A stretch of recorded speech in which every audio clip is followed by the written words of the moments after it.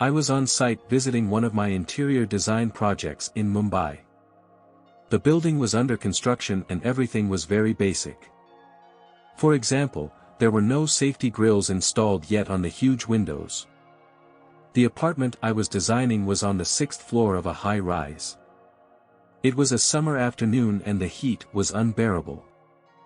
I had had a heavy breakfast without much to drink before coming to work.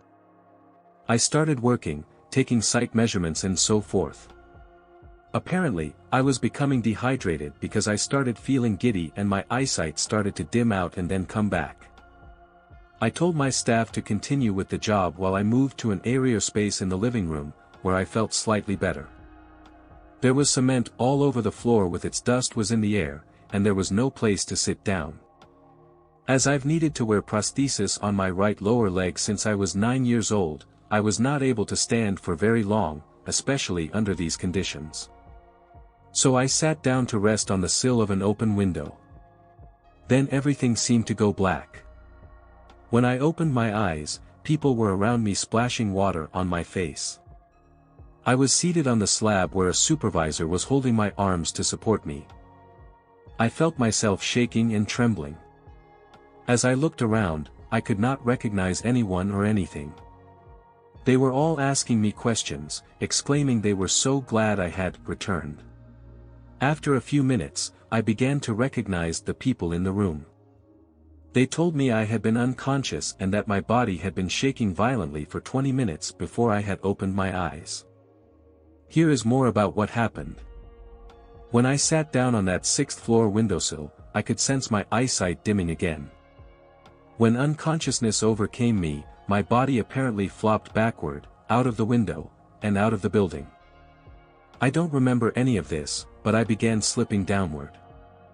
Meanwhile, the owner of the apartment, having gone down to the 5th floor to do some work with an engineer, was, by fortunate chance, standing near the open window only 1 floor below where my body had started its descent.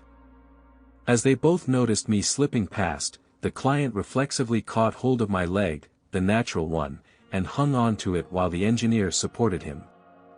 I was very frail in those days, only weighing 48 kilograms, about 106 pounds. They held me there by one leg while the rest of my body swayed upside down outside the building. My own staff rushed to help and pulled me back in.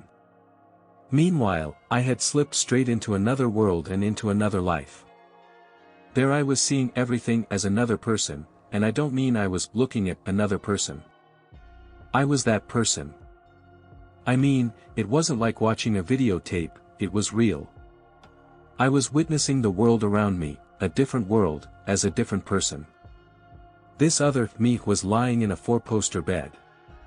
My body and legs were under the covers, so I couldn't see the rest of me. What I could see were the people who were standing there, my elder brother, around 12 years old, and my mother. They were both brown-skinned and dark-complexioned. Not the same family I have now. They seemed to belong to the Indian middle class. I vividly remember the ambience of the room. My brother and mom were standing together near my bed and having a conversation.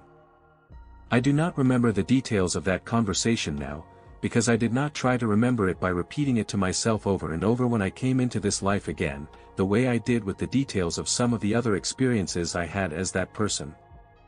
They were both talking with serious faces, although the conversation itself was not about anything serious. I lay on the bed listening to them. I remember thinking of myself as a girl child, bored by their ordinary talk.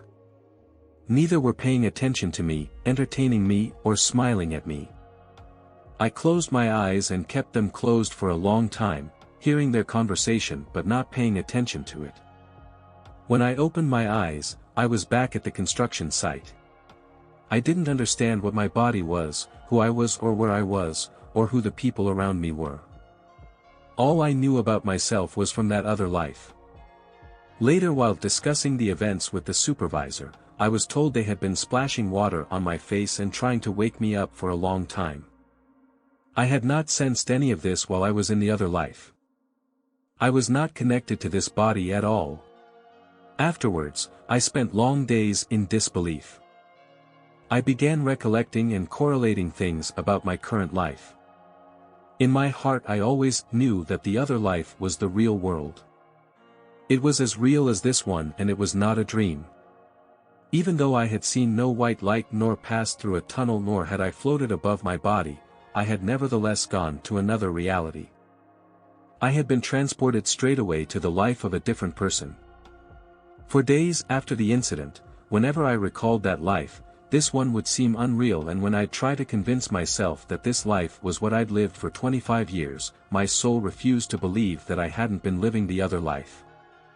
I've never remembered the transition events, not my fall from the 6th floor window, not the 2 Samaritans catching me and saving me from crashing to the ground, not the people carrying me in, nor being splashed with water for a long time. While that was going on, I had transitioned to the other life. The events I experienced there, I remember very well,